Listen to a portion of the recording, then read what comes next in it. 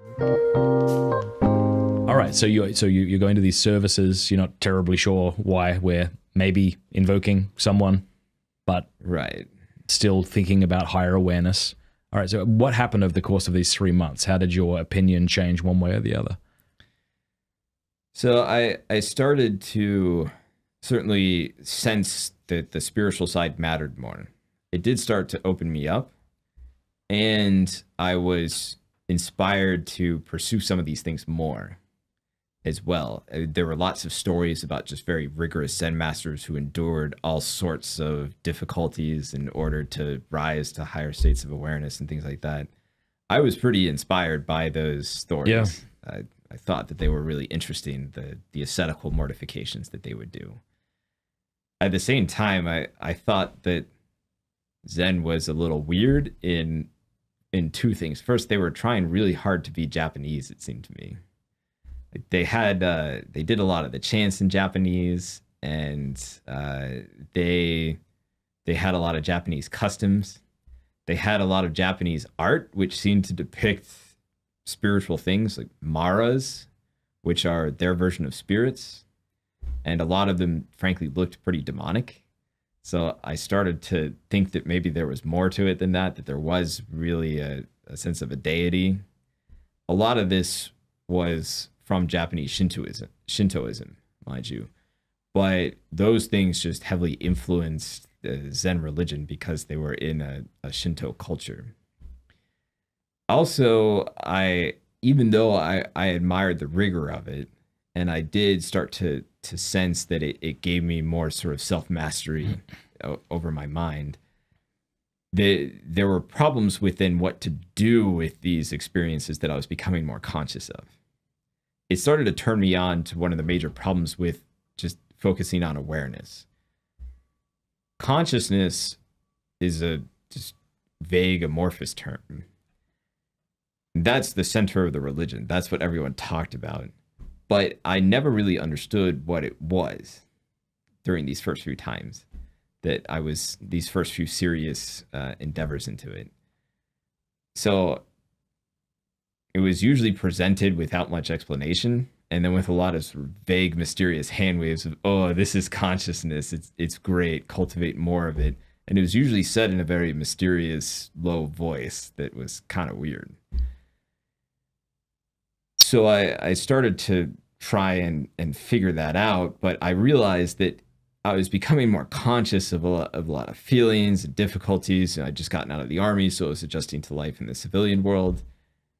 But that consciousness didn't really tell me what to do with all of these different feelings and emotions and things like that were coming up, and different life difficulties and trials. One of the things you pointed out earlier is that as you were engaging in yoga, you noticed some positive things happening, but you also said some quirky.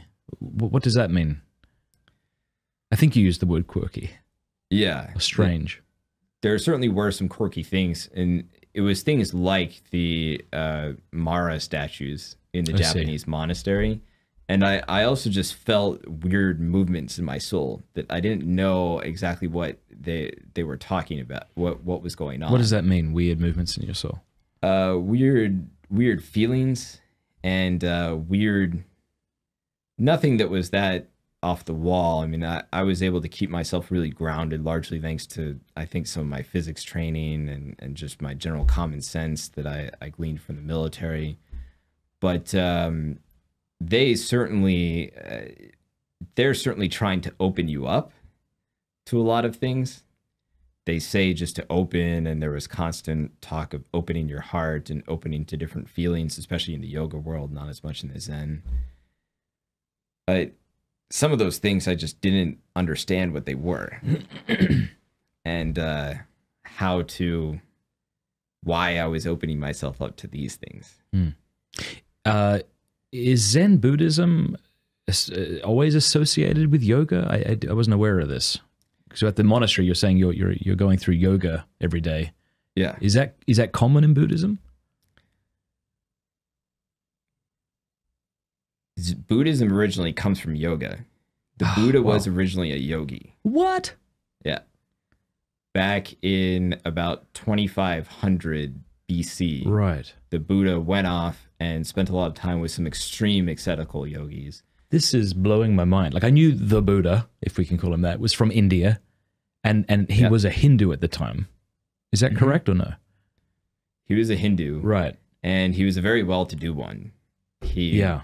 Was in a palace, if I remember correctly. He had a marriage to a very prominent and beautiful I looked princess. into it a little bit myself. There was like a similarity to St. Francis in a sense, that he encountered poverty and then kind of got rid of his wealth. And, well, you could tell this story better than me. I'm sorry. No, that's absolutely accurate. And that is, to his credit in some respect, and he was really willing to sacrifice his worldly position to try and seek some kind of truth.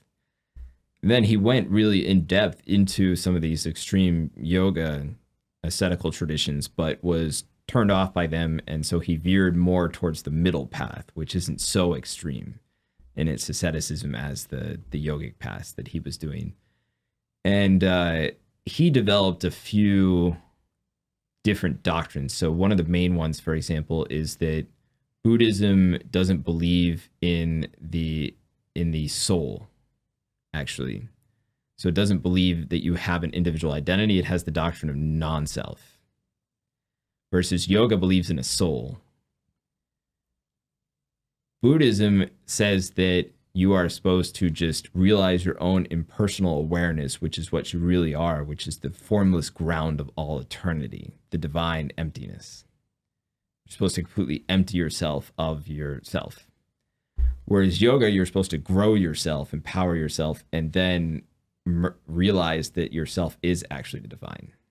Okay, so how do they reconcile this in a Zen Buddhist monastery where they're practicing yoga? Does it depend on the monastery?